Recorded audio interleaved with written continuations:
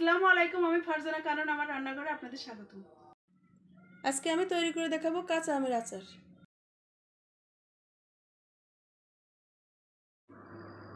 আম পরিষ্কার করে ধুয়ে কেটে নিতে হবে। এইভাবে কেটে মুরব্বা বানালে বছর জুড়ে সংরক্ষণ করা যায়।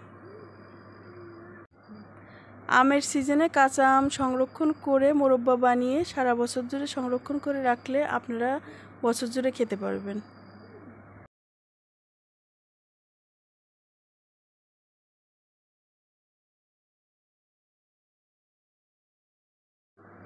আম মাঝখান থেকে কেটে নেব, তারপর ঝুরি ঝুরি করে কেটে নেব।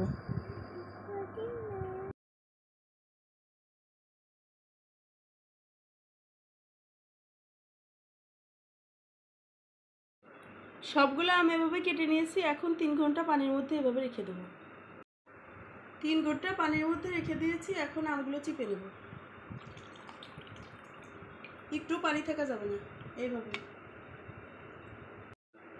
আম পানি থেকে চিপে নিয়েছি। এখন মোরব্বা তৈরি করে নেব। প্যানে পরিমাণ মতো চিনি দিয়ে দেব। এর মধ্যে আম দিয়ে দেব। চিনির সঙ্গে আম ভালো করে মিশিয়ে নেব। এখন দারুচিনি এলাচ দিয়ে দেব।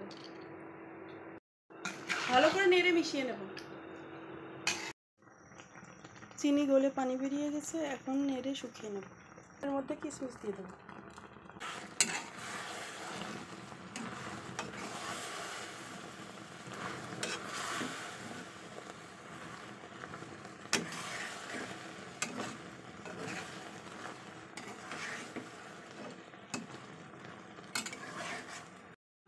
তৈরি হয়ে গেছে কাঁচা আমের মোরব্বা।